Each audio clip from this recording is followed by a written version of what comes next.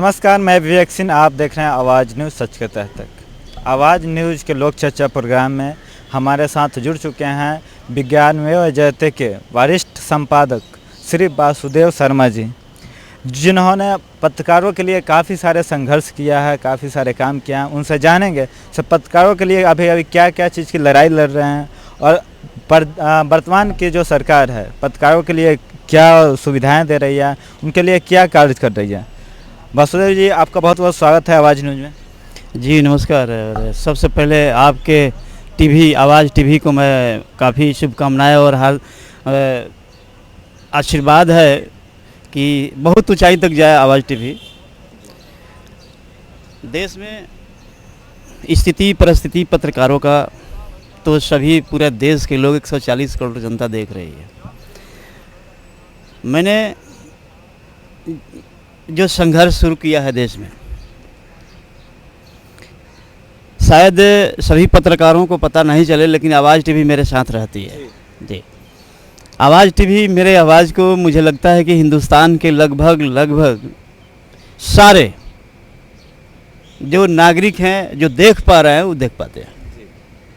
Sir, अभी वर्तमान की जो सरकार है इस पे काफ़ी आरोप भी लगता है, ऐसे मीडिया को दबाने का काम किया जाता है। क्या लगता है ऐसे इस बार ये सरकार मीडिया को दबा रही है या मीडिया के लिए कुछ बेहतर कर रही है? देखिए, वर्तमान सरकार का जब बात आती है तो सर्वप्रथम हम थोड़ा सा आज़ादी की तरफ चलते हैं। 1950 से लेकर आज 2023 तक जो हम लोगों ने 73 वर्ष बिताए हैं, इस 73 वर्ष में 9 वर्षों को छांट दीजिए। जो समय बच जाते हैं उन सरकारों से पूछी जाए कि आप जो है 70 सालों में क्या किया। वर्तमान सरकार 9 साल में जब इतनी गड़बड़ी फैला दी तो आपने 70 साल में कितनी गड़बड़ी फैलाया होगा, ये चीज़ को देखिए। लेकिन मतलब लोगों का कहना है, अपोजिशन वाले विपक्ष का, से जब तक हमारी सरकार थी तब तक मीडिया हमारी खुल के आलोचना करती थी, हमारे मुंह पे क्वेश्चन पूछती थी, हमें सामने से काउंटर किया जाता। लेकिन वर्तमान की जो सरकारें हैं, वर्तमान के प्रधानमंत्री हैं, वो मीडिया से काउंटर क्वेश्चन तक नहीं लेते और मीडिया के सामने तक नहीं आते। आज जो मीडिया को स्वतंत्रता मिली है, वर्तमान जो भारत सरकार है, श्री नरेंद्र मोदी जी के नेतृत्व वाली जो सरकार है, हमारे देश के यशस्वी प्रधानमंत्री श्री नरेंद्र मोदी जी हैं, इनके नेतृत्व में जो मीडिया को छूट दिया गया है, इसीलिए जिसको जो मन में आ रहा है वो बोल रहा है। कोई गोदी मीडिया बोलता है, कोई कुछ बोलता है, कोई कुछ बोलता है। लेकिन रियली जो मीडिया को बोलने का जो अधिकार प्राप्त हुआ है, या जहाँ भी हो, सोशल मीडिया हो, प्रिंट मीडिया हो, इलेक्ट्रॉनिक्स मीडिया हो, वॉइस मीडिया हो, ये सारे को बोलने का अधिकार इस सरकार में मिली है। निश्चित रूप से सबको स्वतंत्रता मिली है। विपक्ष के कहना से हमारे मुंह पे आके आप क्वेश्चन कर देते हैं, कभी सत्ता पक्ष से भी जाकर क्वेश्चन कीजिए, आपको दबाने की कोशिश। ये भी आरोप लगता है से हाँ सारी मीडिया बिक गई है। 70 वर्षों में जरा सा नज़र उठा के देखिए, इन्हें गिने चुने कुछ पत्रकारों को छोड़कर किसी के साथ सरकार ठीक से की है क्या? 70 सालों की सरकार की मैं बात कर रहा हूँ। लेकिन इन जो 70 साल आप बता रहे हैं, 9 साल हटाकर, लेकिन उसमें भी तो कोई भी किसी भी न्यूज़ चैनल को बाइकआउट भी नहीं किया था। 70 सालों में कोई भी ऐसा न्यूज़ चैनल नहीं था जिसको सरकार बाइकआउट किया हो। नहीं, सरकार बाइकआउट नहीं की है पिछले, लेकिन सरकार का बीजेपी तो इस बार कर दिया है ना। जैसे एनडीटीवी को जब तक रवीश कुमार थे तब तक उनको बाइकआउट किया गया, कोई भी बीजेपी के नेता एनडीटीवी पे नहीं जाते थे। सभी सरकारों में आपको बता दें कि एनडीटीवी की जब बात आती है, एनडीटीवी सारे टीवियों का हेड अपने आप को समझती थी सबसे पहले। आज सोशल मीडिया को बढ़ावा मिला है, आम नागरिक को बढ़ावा मिला है, आम नागरिक को स्वतंत्रता प्रदान किया गया है कि कोई भी अपने आके आवाज़ उठा सकता है। और एनडीटीवी को ये कष्ट हुआ कि भी पीछे का जो खेल होता है वो नहीं खेल पा रहा है, इसीलिए उसको कष्ट होता है। ये मामला है यहाँ पर। सरकार 9 साल की है। अब वर्तमान सरकार को देख लीजिए। मैंने पत्र लिखा था माननीय प्रधानमंत्री जी को कि हमें जम्मू कश्मीर चाहिए, उन्होंने जम्मू कश्मीर दिया है। 500 साल को तो अभी तक नहीं आया। अभी 5 साल, अभी मैं वही बता रहा हूँ। भारतीय कोई मीडिया उस पर आवाज़ नहीं उठा रही है। 370 हट गया, चलो वो तो हमारे देश के अंदरूनी मामला था, लेकिन जो के पाक कश्मीर है, जो कब्जा हुआ है, उसको तो वापस लाना चाहिए, इस पर आवाज़ उठानी चाहिए। ठीक है, आवाज़ मैं चाहता हूं कि आवाज़ टीवी के माध्यम से मैं ही उठाता हूं कि अभी जम्मू कश्मीर में आप जाकर देखिए, चाहे लोग जो भी कहता हो, जम्मू कश्मीर आज के डेट में मेरा है, हम स्वतंत्र रूप से वहाँ जी रहे हैं। 500 साल पुरानी राम मंदिर राम मंदिर राम मंदिर हुआ करता था, कभी ताला मराता था, कुछ भी होता था, हम लोग बहुत छोटे हुआ करते थे। आज वहाँ पर राम लला का मंदिर बन करके तैयार होने की स्थिति में है। ज़रा सोचिए, इतनी पत्रकारों के फ्रीडम में राम मंदिर कहाँ से आ जाता है? पत्रकारों के फ्रीडम में कुछ सवाल हैं इसमें। पत्रकारिता जैसे अनुच्छेद 19 की बात है, भारतीय संविधान में स्वतंत्रता है, लेकिन कहीं ना कहीं अगर सनातन की बात आ जाए तो हम अगर पत्रकार हैं, हमारे अंदर वह सनातन का गुण है, तो कुछ ना कुछ तो झलकेगा। क्योंकि जो हमारे विरोधी हैं वो कहीं ना कहीं आप देखे भी होंगे दिल्ली में बहुत जगहों पर कि गोदी मीडिया की बहुत सारे पोस्टर लग गई है, लेकिन सवाल यह है कि कौन लगा रहे हैं? वह विरोधी लगा रहे हैं, जिनको अब घापला करने में नहीं बन रहा।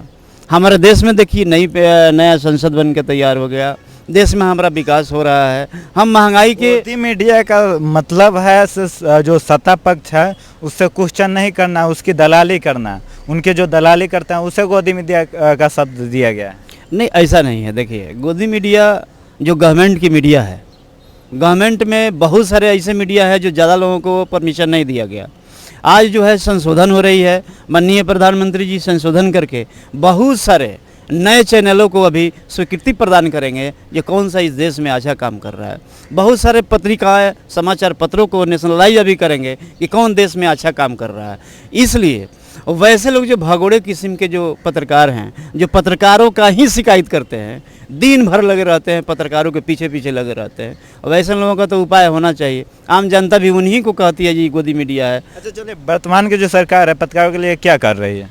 वर्तमान सरकार जो है पत्रकारों के लिए जो नियम कानून बनाई है उसमें से कुछ जानकारी हमारे पास है जो आपके सामने मैं आपके टीवी के माध्यम से आम जनता को दिखाना चाहता हूँ। सर्वप्रथम, जैसे कि मेरा मैगजीन्स है, नेशनल मैगजीन्स और ISSN, ISBN सब मेरे पास है। मेरे मैगजीन्स को महामहिम भारत के राष्ट्रपति जी के द्वारा परमिशन दिया गया वित्त मंत्रालय को कि इस मैगजीन्स को विज्ञान में व जयते को वित्त पोषित किया जाए, क्योंकि एक तरफ सत्य में व जयते है और दूसरे तरफ विज्ञान में व जयते है। यानी कि आपको बता दें कि एक चक्का से सरकार नहीं चल सकती है, 2 चक्का की ज़रूरत है। तो सबसे अगला चक्का जो है आपको विज्ञान में व जयते हो सकता है, पिछला चक्का जो है वो सत्य में व जयते हो सकता है, क्योंकि पिछला चक्का में ज़्यादा शक्ति होता है। आपको हम बताते हैं, अगला जो चक्का है वो आपका संतुलन, बैलेंस बताता है, दिशा तय करता है। तो विज्ञान में व जयते वैज्ञानिक ढंग से इस देश का दिशा तय करेगा। विज्ञान में व जयते एक पत्रिका के तौर पे काम करेगी, क्या वो भी सरकार की तरफ चलती रहेगी या सरकार की खामियां भी विज्ञान में वजह से दिखाएगी?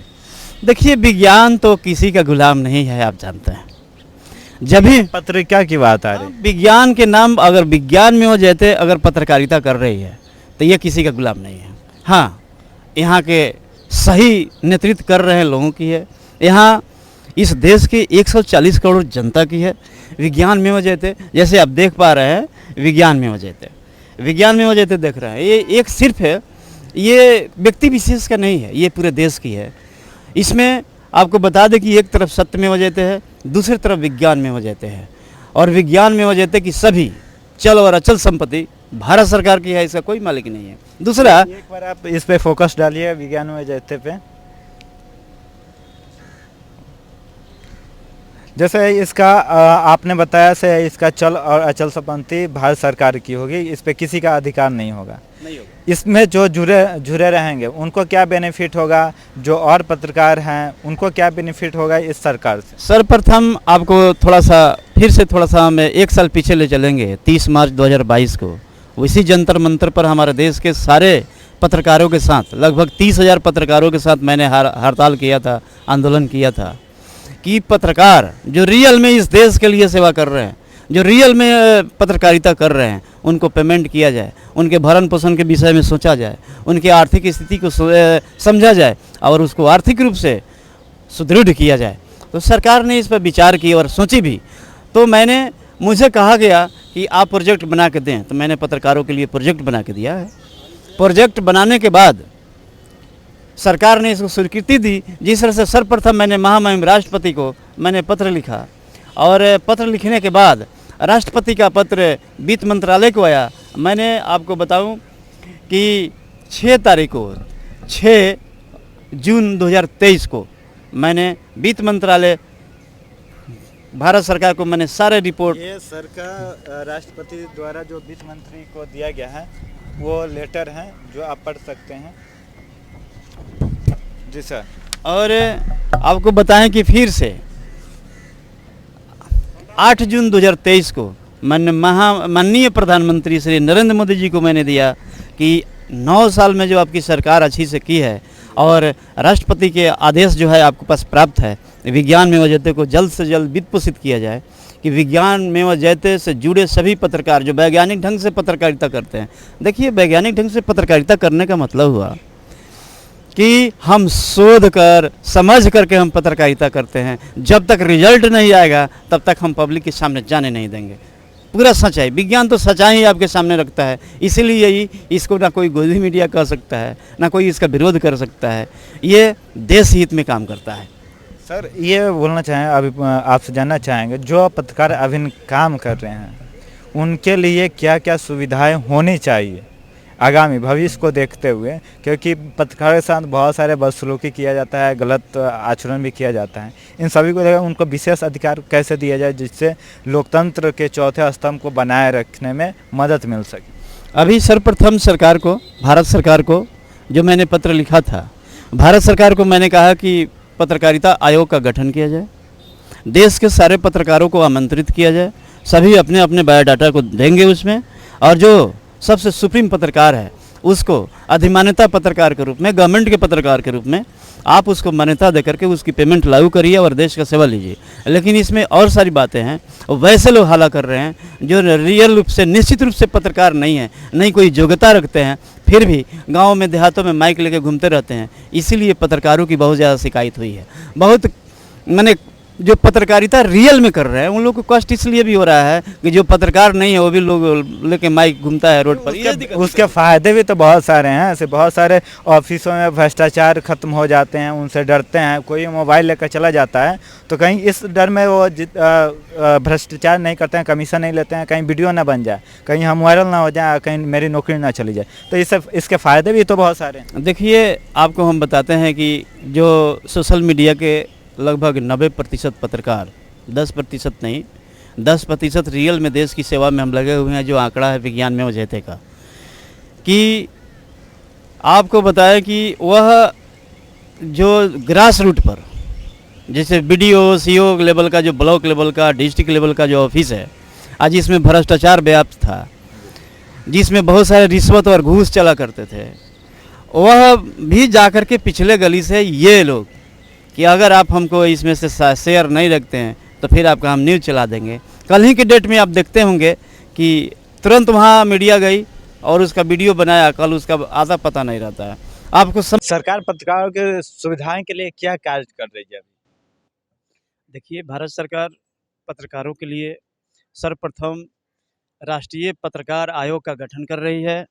राष्ट्रीय पत्रकार आयोग के गठन के बाद सभी राज्यों में एक राज्य आयोग का गठन होगा, जिसमें सिर्फ पत्रकार के सिस्टम को देखा जाएगा। भारत सरकार सभी राष्ट्रीय आयोग से लेकर राज्य आयोग तक वहाँ पर सचिवों की नियुक्ति होगी, सभी IAS लेवल के लोग होंगे उसके, और पत्रकारों को जो सुविधाएं देनी है उसके आर्थिक संपन्नता की, सुदृढ़ता की। उसके बाद में देश में पत्रकार आवास योजना शुरू करने की अभी बात चल रही है, वो भी शुरू हो गई है। योगी जी ने अपने तो उत्तर प्रदेश में शुरू भी कर दिया है, पूरे देश में शुरू होगा। पत्रकारों के लिए काम हो रही है। पत्रकारों को ये भी नहीं पता चल रहा है कि हमारी स्पेशल मुद्दा क्या है, कि मैं जानता हूँ, हम जो देश के राष्ट्रीय लेवल के जो लोग भी पत्रकार है या फिर दिल्ली सेंटर में रहते हैं, उनको तो पता चल गया है कि सरकार अच्छा काम कर रही है। और पत्रकार को अभी संविधा के आधार पर या फिर जो 20 साल या 10 साल से जो काम कर रहे हैं उन लोगों को भी अभी नियुक्तियां कर दी जाएगी, परमानेंट कर दी जाएगी, और पत्रकार अच्छे हो जाएंगे इस देश के। और ख़ासकर जो पत्रिका है और अखबार है, उसके लिए भी बहुत बड़ा प्रधानमंत्री जी का कदम उठा है।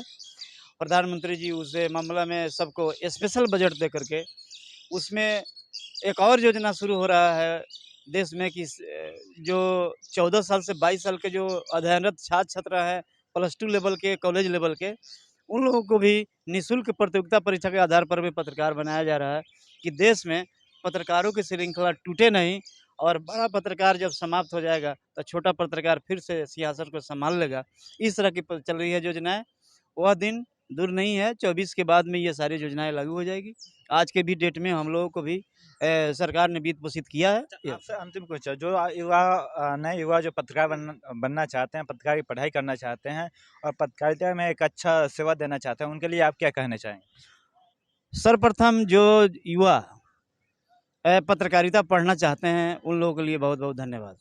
अगर जिस दिन वो पत्रकारिता पढ़ के आ गए तो फिर बेरोजगारी तो रहेगी ही नहीं। आप तो पत्रकारिता पढ़ के आएंगे, कोई ना कोई कंपनी आपको निश्चित रूप से ले लेती है और आप बेरोजगार नहीं हैं, फिर ऐसे से नहीं घूमना होगा। और आपने सही कहा, और क्योंकि जो पत्रकारिता पढ़ के आई है, आज जो आया है पत्रकारिता पढ़ के, वही पत्रकार है और उसको सरकार सुविधा देगी। सरकार इसी चीज़ को चिन्हित कर रही है कि कौन पत्रकारिता पढ़ा है। वो सोशल मीडिया के लोग हों या प्रिंट मीडिया के लोग हों, वॉइस मीडिया के इलेक्ट्रॉनिक्स मीडिया के लोग हों, जो पत्रकारिता पढ़ा है उसकी चांदी है। जो नहीं पढ़ा है उन लोगों को सरकार कह रही है कि आप पढ़ के आइए, हमसे सुविधा लीजिए। ये बात। बहुत बहुत धन्यवाद सर, जो आपने बेस्ट कीमती समय हमारा आवाज़ न्यूज़ के साथ बिताया और अपनी बातों को, मेरे क्वेश्चंस को बहुत अच्छे से जवाब दिया और देश की जनता जो चीज़ नहीं जान रही थी वो सूचना आप उनके तक पहुंचाए। बहुत बहुत धन्यवाद।